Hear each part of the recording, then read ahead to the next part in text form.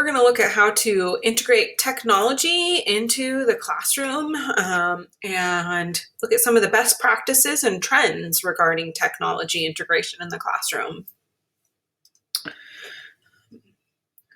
First thing that needs to be done is to create some change in organizations by challenging staff members, educators, and administrators to commit to trying something new. This does not need to be a huge new thing that they are trying. They just need to start with something comfortable and build on that.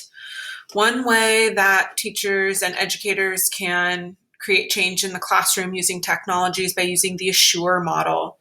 The Assure model asks educators to analyze their learners, review the state standards and objectives, select what strategies and resources they are going to be using, and then utilize those strategies and resources, require their learners to participate in the activities, evaluate how the activities went, and then respond to that.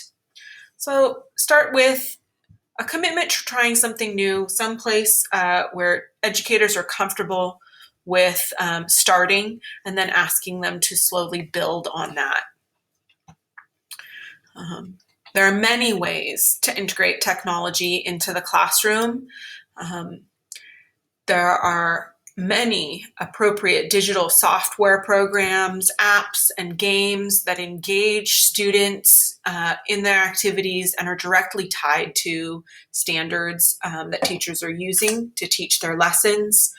Many students have digital devices available to them these days, whether that's an iPad or some sort of tablet or an actual computer that they are able to use on a regular basis.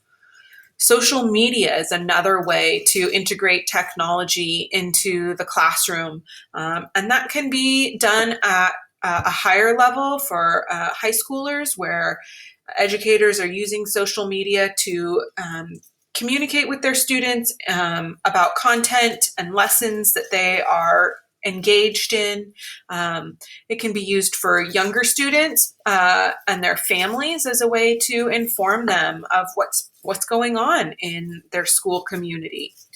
Another way to integrate technology into the classroom is by using robotics and artificial intelligence in lessons for those STEM activities that are so popular with students.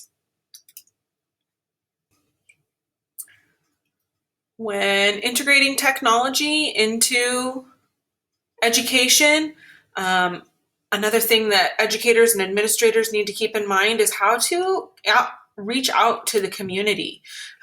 This can be done by administrators and educators by creating and sending out digital newsletters for families. Can be done through social media posts, and those can target families or students depending on the age of the students.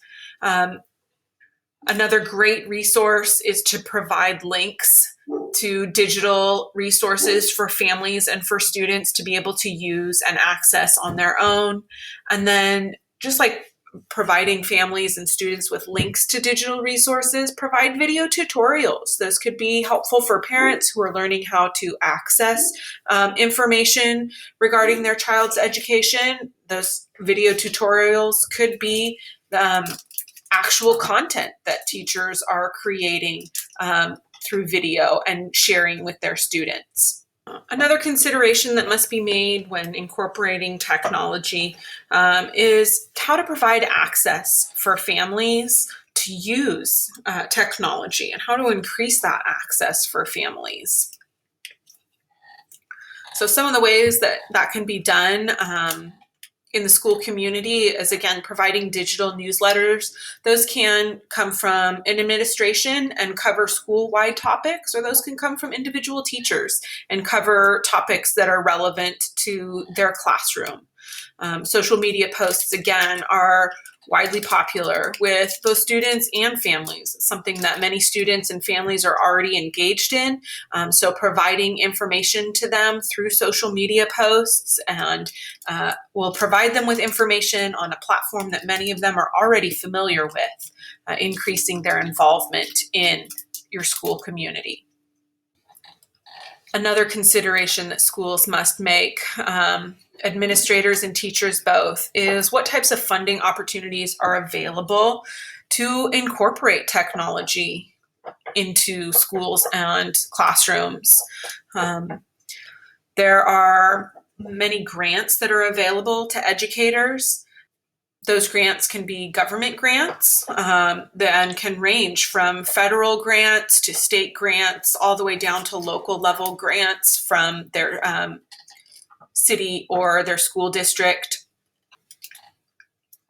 There's also organization grants that come from businesses, corporations, and nonprofits that provide opportunities for educators and schools to secure funding through grants from one of those areas as well. Another consideration that administrators and educators must make is whether or not the funding opportunities are one-time opportunities or are they recurring opportunities. This greatly impacts teachers' planning for purchasing items. Another important thing to consider is what's the maintenance and life expectancy for these products? Are they supported by the IT department, or are you on your own as a school, as an educator, to maintain these devices and these programs? And what's their life expectancy? How long do they expect these devices and programs to be relevant for the students? 6, that schools and educators must consider and look for when they are incorporating technology into their classrooms and their schools. Thank you.